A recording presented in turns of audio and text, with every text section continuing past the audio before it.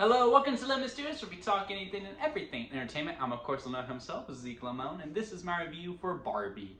But before we get into that, let's get the house clean out of the way, shall we? I'm gonna need you to leave a like, subscribe to this channel, and comment below, let me know your thoughts on Barbie. I would greatly appreciate that, as all of those help me grow into my YouTube career. Crash wants to say hi to everyone, or maybe he doesn't, maybe he does. Say hi, buddy, say hi, yeah. Alright, now let's get into the review. So, Barbie. I'm pretty sure I've heard the story about Barbie, right? She's a Barbie girl in a Barbie world. It's fantastic, and she's made of plastic.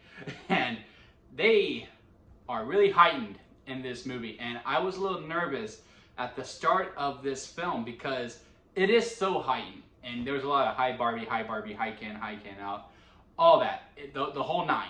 Very, very, very, very, very, very, very heightened. To where it just got so heightened to the point where like I kind of just went along with it. And I was just really liking the energy that they were bringing, and they keep it at that tempo roughly for the whole entire thing, even when they get to the real world. And Greta Gerwig to me is the real standout of this movie, and Greta Gerwig is the director of this film, because I know she also wrote this with her husband Noah Baumbach, which I didn't know during my immediate reaction. My immediate reaction, I was like, man, Greta Gerwig deserves a lot of props, because a lot of these things in the writing, I don't know how you could like resonate to capture this on film.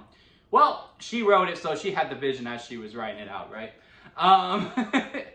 And the way that she knew exactly where to put the camera in and how to really show the whole entire painting of it was very, very, very nice to see. Like there's a very, like just the visual gags alone are really, really great. Like there's one where when Barbie and Ken first get to the real world, and the FBI calls Mantle and like, hey, Barbie and Ken have made it to the real world. And in the background, they're all colorful while the actual toy company is all plain. It's very, very, very funny to me.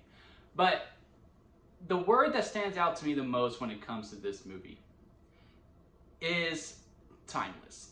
It is a timeless lesson within this movie where I don't understand. Now, granted, I don't really give this crowd much attention, where they're just like, this movie is super woke and anti-man, and it's just all about only women can run the world.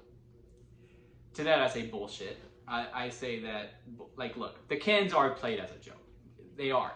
But it's also within this heightened world, because like I would also say some of the women are played as a joke as well. I mean, for the love of God, every night they have a giant ass party and they're doing all these dances and everything. Like, I would say in Barbie Land is somewhat of a joke in itself. But when you get to the meat and bones of this movie and you get to talk about the lessons, and like what was so represented with the Ryan Gosling Ken character, which is why I'm wearing a beach shirt, because that is Ken's role. He is beach, and my pink shirt is currently dirty. Because I did do a review to this earlier, like earlier in the week, like when I first saw it on Thursday, but the audio was so bad that it just wasn't usable. So now we're here. And now I'm wearing a beach shirt because it's the only other shirt that I can think of that represents Barbie. Anyway, like his whole motive and his character arc is that Ken can't exist without Barbie. He needs Barbie. That's his identity. And that is essentially the whole entire lesson of it. Not that Ken is the lesson. Barbie is very much the lesson too, because she also goes through this. Who is Barbie? Who is Ken? What are they? And I think that is something that everyone in the world can relate to. And I think being PG-13 is the absolute perfect rating for this. This is going to be great. That really, to me, transcends with 13 to 17-year-olds too. It also transcends with me, but I think that age group is going to transcend to this more, because they're at that age now where it's like, well, who the hell am I? What do I want? And what does everyone else want? Because they're starting to get in that age where they start to date. So maybe their significant other wants them to be a certain person that maybe doesn't line up with them, but they still really care about that person. Where do they go from here? Maybe their parents want them to do sports and they're not really that connected to the sport, but dad really likes football and he really wants to make his dad happy, so therefore he goes over there. Which is why the Ken character to me resembles both men and women. Like, you know, there is that. Like, that is the overall lesson of this movie. And it really ties in together very, very nicely. Granted, it may overstay its welcome a little bit. Like, it does get very dramatic towards the end. To me, overall, it works. To me, it is overall fine. I actually got teary-eyed up towards the end of it. And at the end of the final joke is also very, very funny to me.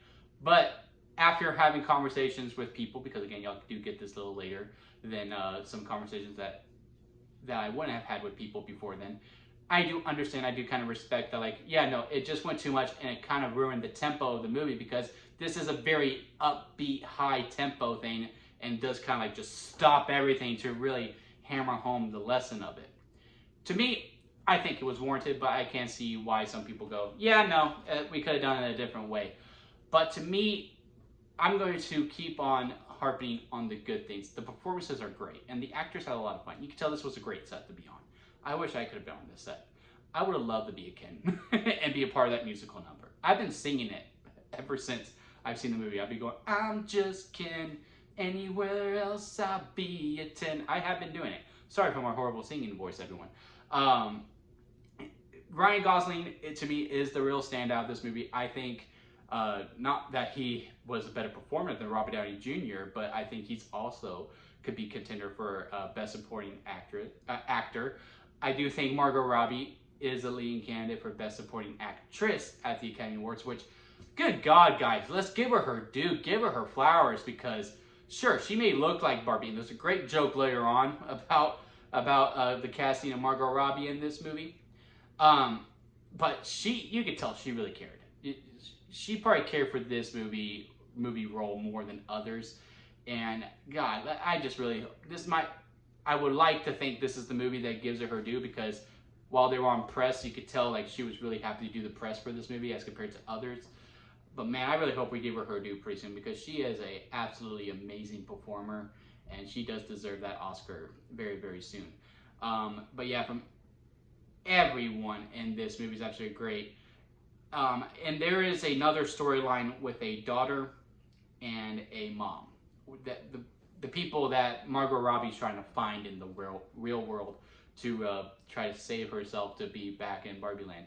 Which also in Barbie, she has a Margot Robbie character, Barbie, the main Barbie, who's stereotypical Barbie.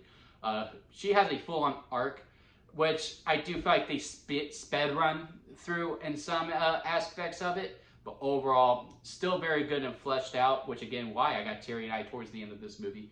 And that is another element, the mom and the daughter character, where, yeah, their storyline kind of got handicapped a little bit for the sake of the overall movie. Same with Will Ferrell and the corporate people. They were kind of there just to be a gag. But yeah, overall, again, guys, I really liked the movie. I had a lot of fun with it. If you are doing the double feature of Barbenheimer, I do suggest Barbie first and then Oppenheimer second. Because Barbie is really, really fun. Like, at the end of the day, Barbie just made me feel all warm and fuzzy feeling in my tum-tum. I just felt good afterwards. It's like, ah, yes, life is okay to live. And Oppenheimer just, freaking did a number on me. But yeah, again, if you want to have a good time at the movie theaters with a really good timeless lesson that I think anyone can learn at any time in their life that they really need, because again, we do always have that question, who am I? Who am I? And I really do think the PG-13 rating is going to warrant better. Now, if you're going to go younger than 13 who don't know all, because a lot of the jokes in this movie is very, very sexual innuendos, then, it might go over their heads completely. But yeah, that 13 to 17 age range, I think it's really going to resonate them well.